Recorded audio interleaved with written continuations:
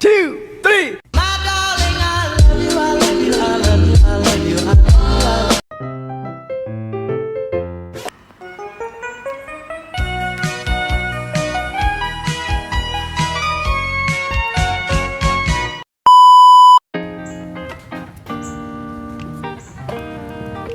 Assalamualaikum warahmatullahi wabarakatuh. Halo guys, kembali lagi di channel YouTube Indah. Nah, kali ini kita akan menganalisis irisan unsur intrinsik pada puisi dan prosa fiksi. Untuk itu, simak videonya sampai habis ya. Nah, sebelum kita menganalisis unsur intrinsiknya, kita harus tahu dulu apa itu unsur intrinsik. Unsur intrinsik merupakan unsur pembangun karya sastra dari dalam. Unsur intrinsik sangat penting dan harus ada dalam pembuatan suatu karya sastra.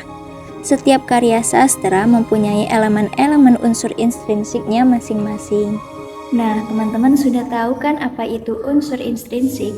Selanjutnya kita akan mengupas satu persatu apa saja elemen-elemen dari unsur intrinsik sebuah puisi dan prosa fiksi. Simak ya. Unsur intrinsik puisi terbagi menjadi dua, yaitu unsur batin dan unsur fisik. Unsur batin merupakan unsur yang tidak terlihat kasat mata bentuknya. Unsur batin ini yang pertama yaitu tema. Tema merupakan gagasan pokok atau inti yang dikemukakan penyair melalui puisinya dan mendasari pembuatan suatu karya sastra yang dalam hal ini yaitu puisi. Tema tidak disampaikan secara langsung, tetapi secara implisit melalui cerita seperti dari tingkah laku, baik verbal dan nonverbal, pikiran dan perasaan, dan peristiwa dalam puisi tersebut. Unsur batin yang kedua yaitu nada. Nada merupakan sikap pengarang terhadap pembaca dan pokok persoalan sehingga erat hubungannya atau kaitannya dengan unsur tema dan unsur rasa. Nah, selanjutnya yaitu amanat. Amanat ini seperti yang kita tahu merupakan pesan yang ingin disampaikan pengarang kepada pembaca melalui puisinya. Amanat ini ditemukan secara tersirat setelah kita memahami apa inti dari puisi tersebut. Nah, yang terakhir atau yang keempat dari unsur batin yaitu perasaan atau rasa. Rasa merupakan sikap pengarang terhadap inti permasalahan yang berada dalam puisi. Rasa berhubungan dengan suasana hati yang dialami pengarang saat membuat puisi. Kondisi perasaan pengarang akan mempengaruhi karya puisi yang diciptakannya. Unsur intrinsik yang kedua yaitu unsur fisik. Unsur fisik merupakan unsur yang bisa terlihat secara nyata. Nah, unsur fisik yang pertama yaitu diksi atau pilihan kata. Diksi merupakan pilihan kata atau frasa dalam karya sastra. Pengarang memilih kata yang tepat dan sesuai untuk mengekspresikan gagasan dan perasaannya dengan maksud yang akan diungkapkan dan memberi efek puitis dalam puisinya. Yang kedua yaitu kata konkret. Kata konkret merupakan sebuah kata yang dapat dipahami oleh indera yang mampu mendorong imaji. Kata-kata tersebut berhubungan dengan kata kiasan atau lambang. Yang ketiga yaitu imaji. Imaji merupakan gambaran-gambaran angan dalam puisi yang ditimbulkan melalui kata-kata. Selanjutnya yaitu rima dan ritma. Rima merupakan persamaan bunyi terhadap puisi baik di awal, di tengah, dan di akhir lirik sebuah puisi, sehingga menghasilkan ritma yang merupakan irama dalam puisi. Nah, setelah adanya rima, maka muncullah ritma. Yang kelima yaitu bahasa figuratif.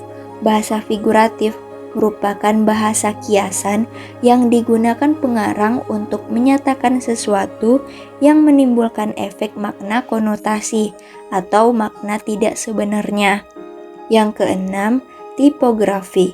Tipografi merupakan bentuk visual berupa susunan huruf, baris, bait dalam puisi. Tipografi pada puisi baru muncul sesudah adanya mantra. dan dipopulerkan oleh Sutarji Kalzumbahri dengan tujuan untuk sebagai keindahan dan amanat secara visual. Dan yang terakhir yaitu larik dan bait. Larik dan bait itu pada puisi idealnya terdiri dari 4-5 kata atau 8-12 suku kata dalam satu larik. Baik, sekarang kita beralih ke unsur intrinsik yang terdapat dalam prosa fiksi. Yang pertama yaitu tema. Tema sama seperti puisi tadi yaitu gagasan pokok yang dikemukakan penyair melalui karyanya. Yang kedua yaitu amanat yang merupakan pesan yang ingin disampaikan pengarang kepada pembaca. Yang ketiga yaitu tokoh dan penokohan.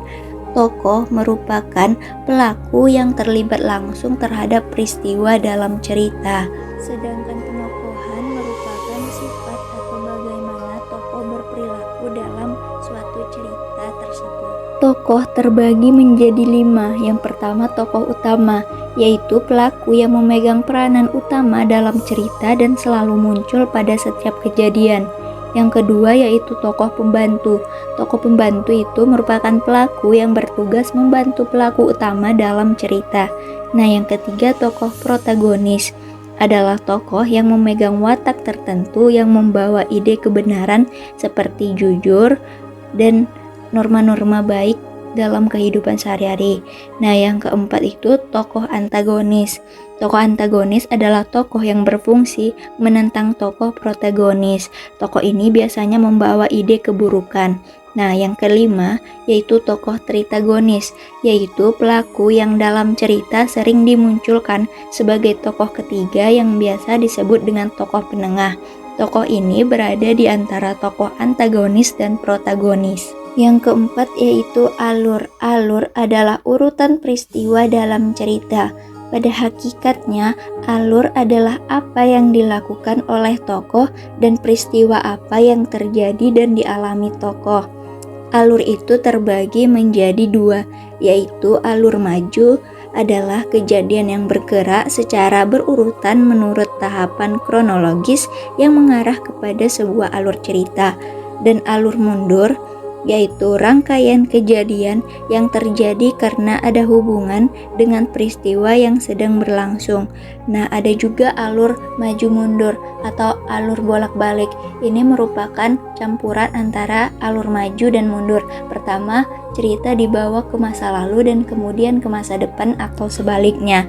Nah, selanjutnya yaitu tahap alur mencakup perkenalan, penampilan masalah, pemunculan konflik, puncak ketegangan, peleraian, dan penyelesaian.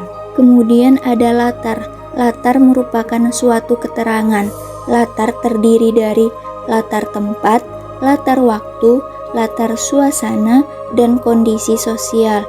Latar tempat itu berkaitan dengan lokasi. Latar waktu berkaitan dengan waktu peristiwa itu terjadi.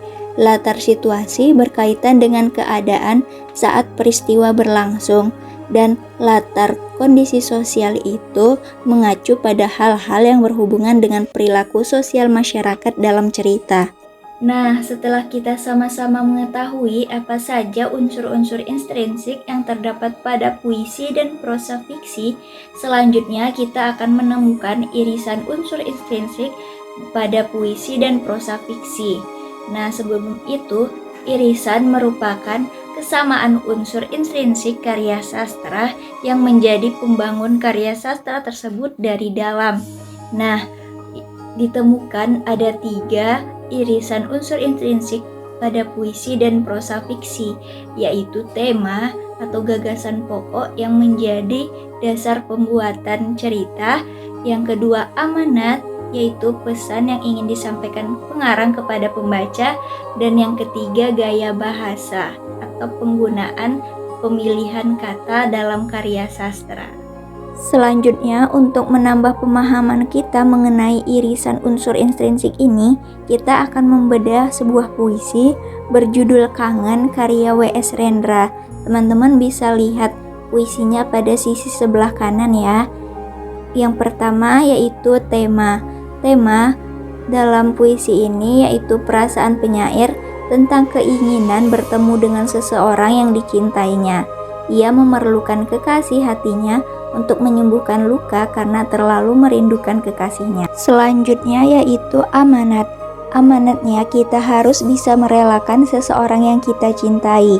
Jangan sampai kita terjerat dalam kebinasaan dan bodoh dalam hal cinta. Walaupun seseorang itu adalah suatu hal yang berarti dalam hidup kita, karena semua itu merupakan takdir dari Tuhan. Dan kemudian yaitu gaya bahasa.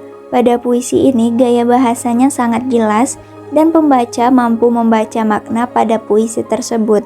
Selain itu, pemilihan kata pada puisi W.S. Rendra ini terdapat ketidakbakuan kata yang sering kita gunakan pada kata sehari-hari, yaitu kata kangen. Kata kangen atau rindu ini diubah menjadi kata racun. Seperti yang kita ketahui bahwa racun adalah sesuatu zat yang dapat mematikan. Namun W.S. Rendra mengemas kata tersebut menjadi hal yang berbeda dalam puisinya ini. Nah, majas yang terdapat pada puisi ini yaitu majas metafora. Majas metafora ini merupakan majas yang mengungkapkan perbandingan analogi secara langsung. Kemudian kita akan membedah novel Wasiat Cinta karya Rudian. Ini teman-teman bisa baca ya sinopsisnya.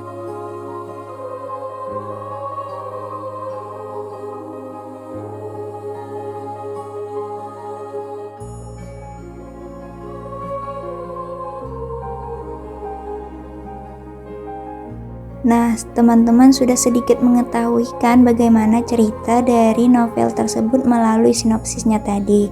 Sekarang kita akan membedah novel tersebut berdasarkan irisan unsur intrinsiknya. Yang pertama yaitu tema.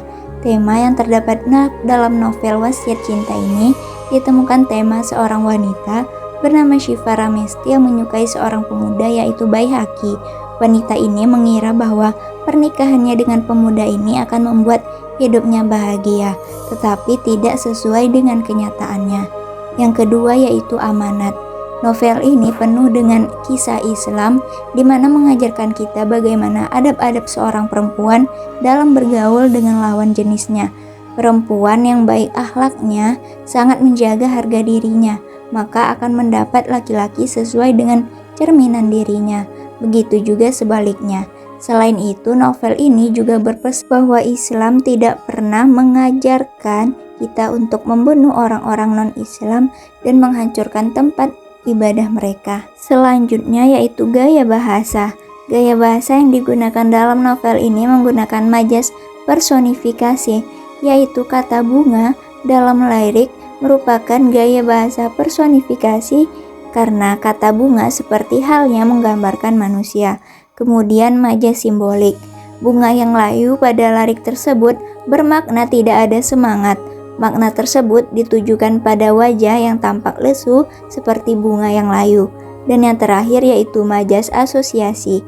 Kata seperti pada lirik merupakan gaya bahasa asosiasi karena kata seperti merupakan kata pembanding. Sekian dulu pembahasan mengenai irisan unsur intrinsik pada puisi dan prosa fiksi. Nantikan video-video indah selanjutnya ya. Sampai jumpa. Assalamualaikum warahmatullahi wabarakatuh. Jangan lupa like, komen, dan subscribe.